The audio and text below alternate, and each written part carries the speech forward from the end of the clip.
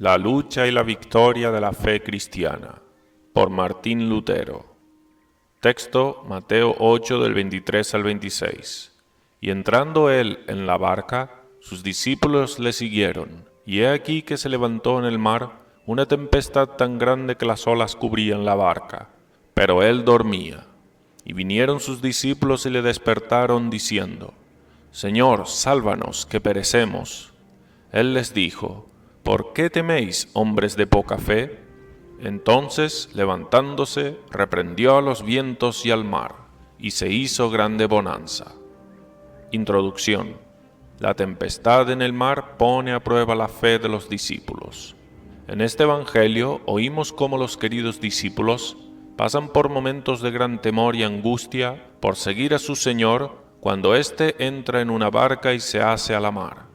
Tenemos aquí un ejemplo particularmente claro para la doctrina de la fe, tal como nosotros la enseñamos.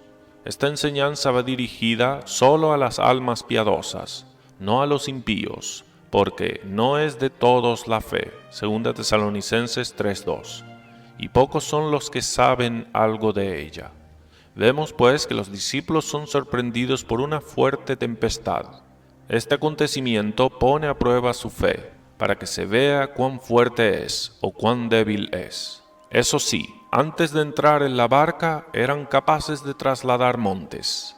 Su corazón, su cuerpo entero estaba lleno de fe. De igual manera, todo el mundo está lleno de fe y lleno de confianza. Por eso la gente también es tan terca y tan atrevida. Pero cuando empieza a levantarse el viento y cuando las olas comienzan a cubrir la barca, se ve que esa fe tan fuerte no era más que una engañosa ilusión. ¿Y qué dice el Señor a sus discípulos en estas circunstancias? No les dice que no tienen ninguna fe, sino que tienen una fe débil. Pues si su fe hubiera sido fuerte, no se habría inmutado ante las olas que cubrían la barca, ni ante la tempestad que rugía. No habría visto más que vida, felicidad y bonanza. Una fe fuerte habría pensado, aun cuando la barca se fuese a perder en el fondo del mar, sin embargo se encuentra en ella aquel que puede hacer de las aguas una bóveda, de modo que no habrán de aplastarnos. ¿Acaso no hizo de las aguas un muro cuando condujo a los israelitas a través del mar Rojo? Poco tiempo le llevará preparar los ladrillos y agregar la cal para fabricarnos de las aguas del mar un muro protector. Repito, si hubiesen tenido una fe fuerte, tales habrían sido sus pensamientos. Pero su fe era débil, porque claman: Señor, sálvanos, que perecemos. En su corazón no queda más que una pequeña centella de fe, una centella que vive en su corazón y reconoce en Cristo a su Salvador. Pero contra esta centellita se levantan el viento y las olas, la muerte y la tempestad. Y como ves, esa centellita en el corazón tiene que hacer frente a la inmensidad del mar. Por cierto, los vientos y las olas bien pronto apagan el montoncito de brasas. Si el Señor no hubiese levantado y no hubiese fortalecido esa pobre y débil fe, los discípulos habrían estado perdidos. El único auxilio en la tribulación es la fe en la palabra.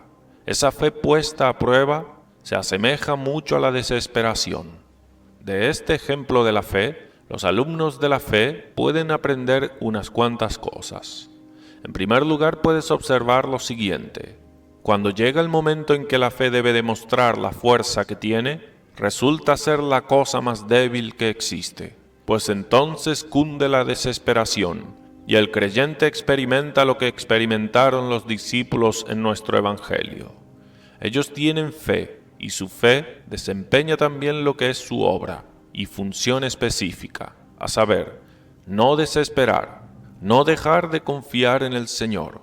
Pero luego cae sobre los discípulos una incapacidad tal de creer que ya no sienten en su corazón otra cosa que incredulidad y desesperación.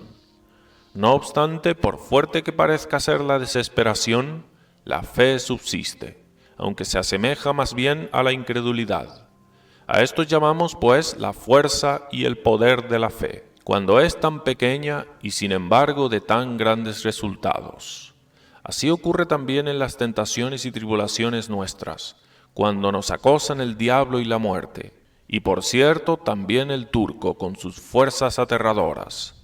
Todos ellos se levantan cual verdaderos gigantes contra la débil centella de la fe que vive en nuestro corazón. Y no obstante, esa fe pequeña y débil, que es más bien incredulidad y desesperación, adquirirá una fuerza tal que derribará a aquel gigante. Así es como la fe alcanza la victoria, según lo demuestra el ejemplo de los discípulos de Cristo. Ni bien vino el Señor y dio su orden a los vientos, la tempestad estaba vencida. También la fe pequeña obtiene la victoria, si se hace de la palabra. ¿Qué factor es el que confiere a la fe tal fuerza, siendo que esa fe débil se parece más a incredulidad y desesperación? No hay otro factor que este, que la fe, con todo lo débil que es, se hace del Señor y de su palabra. Los discípulos no empuñan los remos, no se ponen a achicar el agua que entró en la barca, ni hacen otro esfuerzo alguno. Saber que todo sería en vano. No, simplemente se agarran de esta palabra que es expresión del poder divino, y exclaman, Señor, ayúdanos. Y aunque le llaman por este nombre, en el momento todavía no ven que Él es el ayudador, sino que solamente han oído que lo es. Creen, por tanto, conforme a lo que han oído, y este es nuestro triunfo. De otra manera, no tendríamos la más remota posibilidad de vencer a Satanás, ni aun tratándose del pecado más leve. Pero por cuanto la fe se aferra a la palabra que ha oído, aunque fuese una fe pequeñísima, una centella nada más, el viento tiene que cesar y el mar tiene que entrar en calma. Lo mismo sucede cuando nos aprieta nuestro pecado. Viene entonces Satanás y convierte el más pequeño desliz en una transgresión tremenda. Es capaz de infundirle a uno tanto miedo, de cargarle tanto la conciencia, de pintarle con colores tan horribles el infierno y el juicio, que uno cree tener que caer en desesperación. Y es imposible que el cristiano pueda hacer frente siquiera al pecado más pequeño. Lo sabemos por propia experiencia. Antes, cuando al celebrar misa levantábamos el cáliz a la boca y de pronto nos atragantábamos con una gota de vino, ¡qué pecado enorme que era esto! Si llevábamos el cáliz a los labios y en esto incurriríamos en una falta de esa naturaleza, tan insignificante que no debiera haber pesado más que una partícula de polvo. Sin embargo, con cosas así, Satanás le puede abrir a uno el infierno y cerrarle el cielo. Así lo hace también con otras faltas que en sí son nimiedades, y nadie puede resistir con sus propias fuerzas a estas maquinaciones satánicas. Pero aunque la fe tiembla y se agita, se atiene, no obstante, a la palabra de Cristo, de que Él es nuestro auxiliador. Una vez que la fe logró asirse de la palabra, el pecado tiene que darse por vencido, por virtud de la palabra. Es verdad, Satanás zarandea nuestra fe y la quiere meter dentro de un tonel para sacudirla, pero si la fe se toma fuertemente de la palabra, pronto cesan las sacudidas, porque viene Cristo y reprende a los vientos y al mar. Esta historia aplícala tranquilamente a todas las tentaciones y tribulaciones donde tu fe se ve expuesta a duras pruebas. Si nuestra conciencia nos dice, todo está perdido, el efecto será el mismo que si los discípulos aquellos hubiesen dicho unos a otros, ¿para qué clamaremos al Señor? Aquí ya no hay nada que hacer. En este caso, seguramente se habrían ahogado todos, y no habría quedado más que Cristo solo, pues entonces la desesperación de los discípulos se habría hecho completa, y ya no les habría quedado una centellita de fe, porque habrían dejado de aferrarse a la palabra. Por lo tanto, por más débiles que seamos, lo importante es que nos atengamos a la palabra. Entonces ninguna tentación será tan fuerte que no la podamos vencer. Y a la inversa, si nos apartamos de la palabra y perdemos este arte que dominaban los discípulos, ningún pecado es tan fútil que no pueda hacernos caer. como dije hace unos momentos al hablar de un pecado que en realidad era una cosa de nada. ¿Qué será cuando vengan aquellos pecados realmente grandes, cuando la conciencia le acuse a uno? ¿Tú odias a Dios? Mas cuando uno se prende firmemente de la palabra y cree en el poder y la voluntad de Cristo de ayudarle y se atiene a Él, entonces verá, sean los pecados de una enormidad tal que llenan el orbe, no obstante tendrán que desaparecer, y el mar tendrá que volver a la calma. Esta es nuestra victoria. Ahí brilla en todo su esplendor la espada del Espíritu, que es la palabra de Dios. Efesios 6:17. ¿Cuántos hay que temen que el Papa fulmine una excomunión contra ellos? Pero ahí está la palabra de Dios, el Evangelio prometido, en que Dios mismo te asegura que te ayudará. Si has agarrado la palabra, tienes en tu mano una espada con que puedes repeler el pecado y la muerte, a Satanás y todos los males. Solo en la lucha la fe revela lo que en verdad es. Esto es el primer aspecto de la fe, y el que quiera crecer en ella, tómelo bien en cuenta, para que aprenda a fondo ese difícil arte. Es de notar que la fe tiene 2 horas o tiempos distintos. Primero, un tiempo de paz. Ahí le va bien, triunfa, domina la situación, no teme a nadie, y disfruta ese envidiable estado de cosas una vez que ha obtenido la victoria y los enemigos han desaparecido. En cambio, en el tiempo de guerra, la fe se parece a la incredulidad y a la desesperación. De modo que en el tiempo de guerra tienes que tomar conciencia de que en tales circunstancias no tienes esa fe que tenías antes, en tiempos de paz. Ya no puedo creer, dices entonces. No digas así, antes bien di, creo, pero débilmente. Por el momento, estoy en la segunda hora de la fe. Mientras estés en la primera hora, donde reina la seguridad, dale las gracias a Dios que te la concedió y aprovéchala bien. En la segunda hora, empero, di, es verdad, siento que mi fe se parece mucho a la incredulidad. Más aún, se comporta como si estuviese a punto de caer en desesperación. Pero en realidad, ahora está justamente desempeñando su función específica, que es la de arremeter y luchar contra la muerte, el pecado, la pobreza, contra Satanás y todos los infortunios. Si uno está en la guerra, no sabe de alegrías. Bailar es una cosa y hacer la guerra otra. Allá donde reina la paz, no hay señales de tristeza, pero acá en la guerra sucede lo contrario. Ahí ruge la tempestad y se agita el corazón, y no obstante, no hay motivo para darse por perdido. Nadie desespere, por consiguiente, al sentir que su fe es tan exigua. Piense que está en la guerra y que Satanás y el pecado no le mezquinarán golpes. Tenga los ojos puestos en la palabra y no permita que nadie se la arrebate. Si persevera en la palabra, la desesperación y la incredulidad y la tempestad tendrán que abandonar el campo de batalla.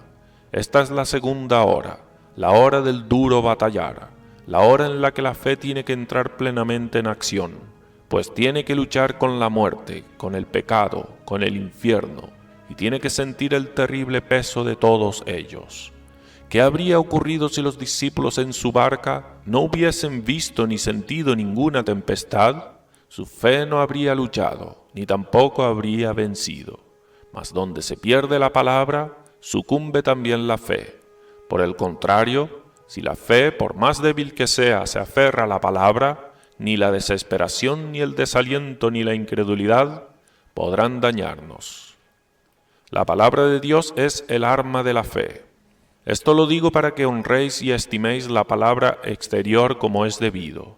Vosotros conocéis muy bien aquel arma filosa que llamamos espada del Espíritu, y el diablo la teme como ninguna otra cosa, pues innumerables veces fue herido por ella. Donde la ve, prefiere no acercarse. Por esto, su constante afán es arrebatarnos la palabra. Si le quitas al enemigo la espada, fácil es luchar contra él. Si el diablo nos quita la palabra, no somos capaces de vencer ni el más mínimo de los pecados. Esto es el motivo por qué hace surgir facciones en la Iglesia del Papa. A nosotros mismos, empero, nos hace negligentes, perezosos y desagradecidos. Hace que dejemos de leer y oír la palabra con asiduidad, a fin de que al menos logre desviarnos en lo posible de ella. Mas si la oímos de buena gana, si la grabamos en nuestro corazón y hacemos frecuente uso de esta espada, estamos bien protegidos. Si entonces Satanás nos ataca, es suficiente que vea la palabra divina a que recurrimos y ya emprenderá la retirada, pues esta es la única manera como podemos obtener la victoria sobre Satanás, salirle al encuentro con la espada del Espíritu. Esto es imprescindible que lo aprendas, pues has de saber que nuestro poder y nuestro valor estriban no en nuestras obras, sino en la fe. Siempre, por supuesto, que conectes tu fe a la palabra, que es nuestra santidad y nuestra victoria.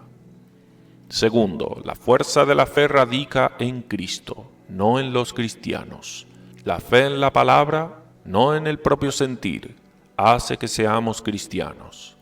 Por eso son unos insensatos los que en nuestros días hacen a los cristianos objeto de su crítica diciendo: antes, cuando estábamos todavía bajo el Papa, vivíamos seguros y tranquilos.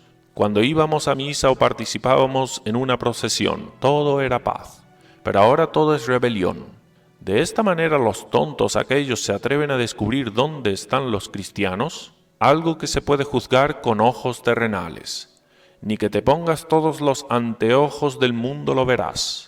Por ahí llaman cristiano a uno que va vestido de un hábito gris como los monjes, y posiblemente creas que este tipo de cristianismo sería digno de que te esfuerces por emularlo. Así miden a los cristianos según sus obras y méritos, y su coraje, pero en realidad el asunto es como aquí en esta barca.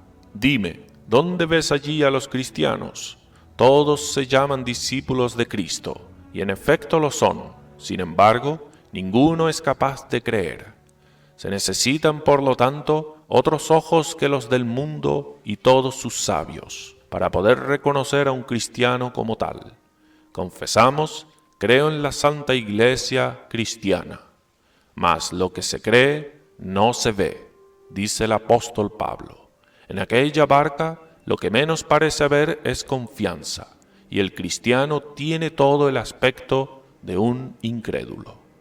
¿O no ves cómo se desesperan los discípulos? Un cristiano no se da cuenta de que es cristiano. Por lo tanto, no te juzgues a ti mismo por lo que sientes o por lo que tu corazón te dice acerca de ti. Antes bien, reconócete como cristiano por haber aceptado la palabra que Dios pronunció. Cristiano eres si oyes con agrado la palabra de Dios y te atiendes a ella en la hora de la lucha y del peligro. Tales cristianos, entre comillas, son aquellos discípulos en la barca. Están desanimados, no descubres en ellos nada de arrojo cristiano, sino todo lo contrario, si los juzgas por la manera como se comportan. Si a pesar de esto se llaman cristianos, es porque claman: Señor, ayúdanos. Por eso son cristianos. En esto reside su santidad, su vida, su fortaleza. Todo esto el Señor lo concentró en su propia persona.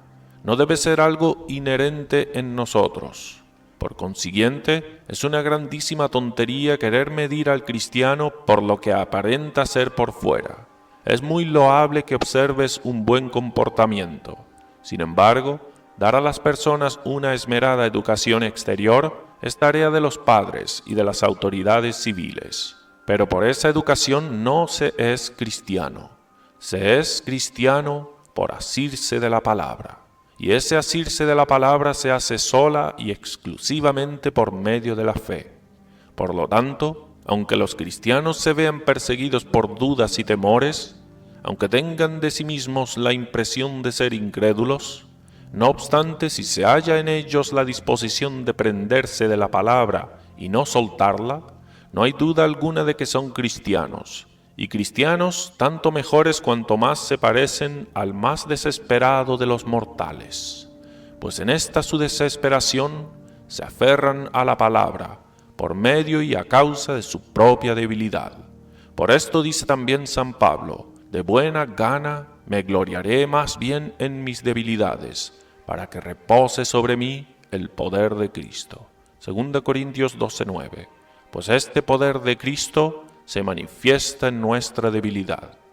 La fortaleza del cristiano está escondida tras su debilidad.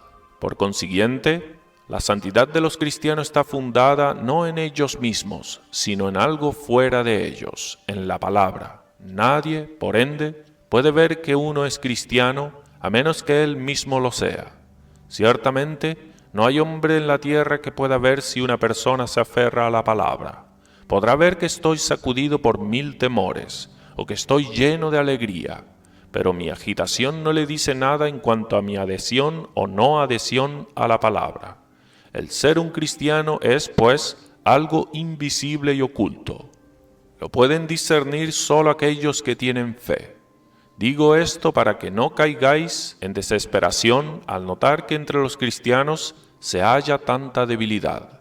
El ideal que quisieran ver realizado, precisamente los mejores de entre los hombres, es que la cristiandad viva en un estado de perfección tal que ya no se pueda descubrir en ella ningún vestigio de maldad.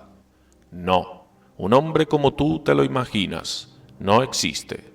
No puede existir mientras pese sobre él Satanás y su propia carne y el mundo. Claro, poco te cuesta querer medir a la gente según lo que tú mismo haces y eres, si tú no tienes que padecer las tribulaciones y tentaciones que padecen otros.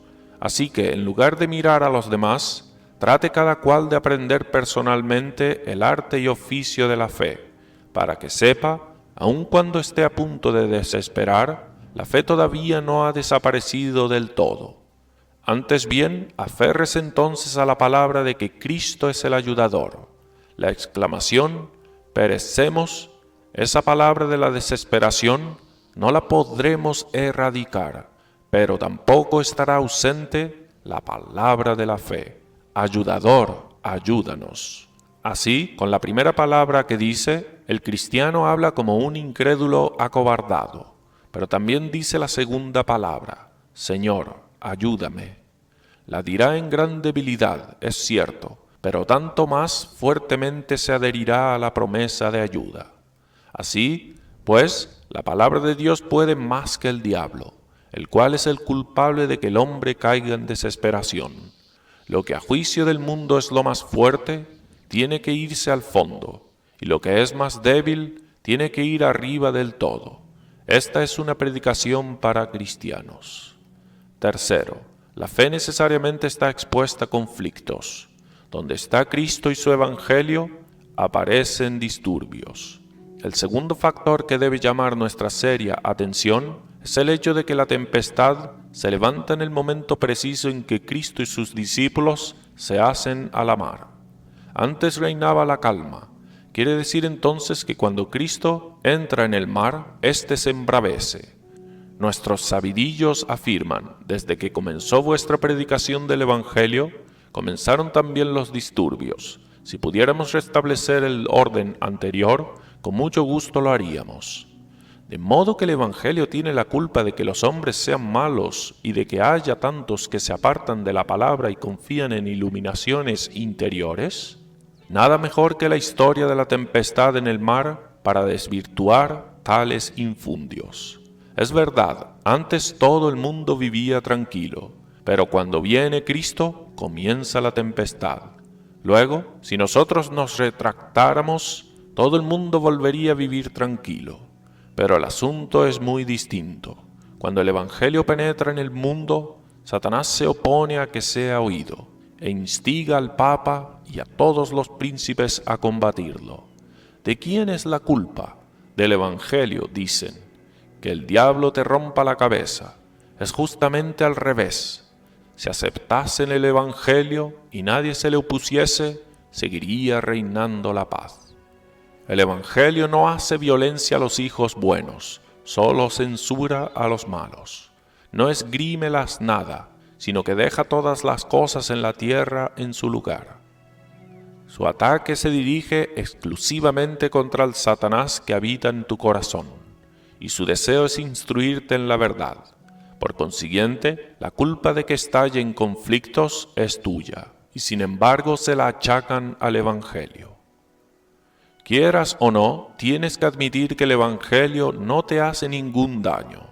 Con el mismo derecho podrías decir también un ladrón: ¿por M me llevan a la horca? Si no fuera por el verdugo, yo podría seguir viviendo lo más tranquilo. Ah, sí, amigo mío, si se te permitiera robar y cometer otras fechorías, y luego se prohibiera al juez y al verdugo atraparte, esto sí que te gustaría. Si estos no me hubiesen atrapado, dices, yo no estaría ahora en la horca, así que la culpa la tienen ellos.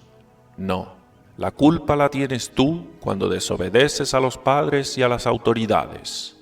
Igualmente cuando el Evangelio censura tu incredulidad y quiere purificar tu corazón, y tú no quieres aceptar la censura y la purificación, la culpa es tuya.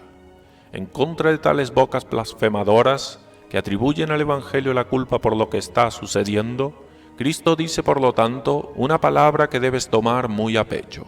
Ellos gritan, el mar está en calma hasta que viene Cristo. Él en cambio declara, no he venido para traer paz, sino espada y fuego. Cualquier bellaco quisiera que se pasen por alto sus acciones vituperables, pero entonces uno devoraría al otro. No es por lo tanto culpa de Cristo si se levanta el viento. Al contrario, Cristo duerme, así que la furia del viento no se le debe atribuir a él, ni siquiera mueve un dedo. El que levanta la tempestad es Satanás, enemigo de la barca y enemigo del que navega en ella. El tumulto de la batalla va por cuenta del mundo, no de Cristo. Podría objetarse además, y bien, ¿quién mandó a los discípulos a entrar en la barca? Me dicen que hay marineros que no permiten a ninguno de los que van a bordo llevar consigo una reliquia o el Evangelio de San Juan. Se lo quitan y lo tiran al mar. No quieren saber nada de objetos sagrados, porque temen que les puedan traer mala suerte. ¿Era esto lo que debían hacer en aquel momento los discípulos? Al levantarse la tempestad, echarle la culpa al único justo que iba a bordo y arrojarle a las aguas, como hicieron en su tiempo con Jonás. Por lo tanto, que el mar esté tan enfurecido no es culpa de Cristo ni de los discípulos. Es tu odio y tu envidia los que causan tal fragor, por cuanto no quieres tolerar el Evangelio y lo persigues. Y a pesar de todo, le das la culpa a Cristo y a sus discípulos, en vez de dársela a Satanás, que te mueve a actuar como lo estás haciendo. Igualmente se dice hoy en día, ¿cuánta desgracia causó el Evangelio? Si no lo hubiesen predicado, todavía estaríamos viviendo en paz. De ninguna manera. La culpa es de Satanás y tuya, no del Evangelio. El Evangelio de por sí es un mensaje de paz, que nos enseña todo lo bueno. Así podrías decir también a tu prójimo, cuando al robarle sus bienes eres sorprendido por él. ¿Por qué no te vas a dormir en vez de molestarme y me dejas robarte en paz? Linda paz sería esta, apréndelo bien, es culpa de ellos mismos lo que los impíos le echan en cara al Evangelio. ¿Te callas tú cuando viene un ladrón y violenta la cerradura del cajón de tu mesa y de tu cofre? Y cuando te hace frente y te increpa por qué sin culpa suya le estás armando un escándalo. El mar está en calma hasta que viene Cristo, pero si se presenta la tempestad, con toda seguridad se presentará también Cristo sobre el mar. Y si Él se presenta, la consecuencia infalible es que los vientos y el mar le obedecen, aunque te vuelvas loco con tu boca blasfema. El Evangelio perdurará y vencerá al viento y a la tempestad. Conclusión y resumen. De este modo has oído en primer lugar que no debes juzgar tu fe por lo que sientes dentro de ti, sino que debes asirte de la palabra. En segundo lugar, que nadie debe escandalizarse cuando la situación se torna turbulenta, como si esto pudiera evitarse ante la realidad del Cristo presente. La culpa no la tiene Cristo, sino el mundo. Cuando el Evangelio y Cristo entran en contacto con el mundo, el mar se embravece. Por otra parte, cuando Cristo se hace presente, y con él la tempestad, nosotros perdemos el ánimo y no obtendremos la victoria a menos que nos aferremos a la palabra e invoquemos a Cristo como Señor y ayudador.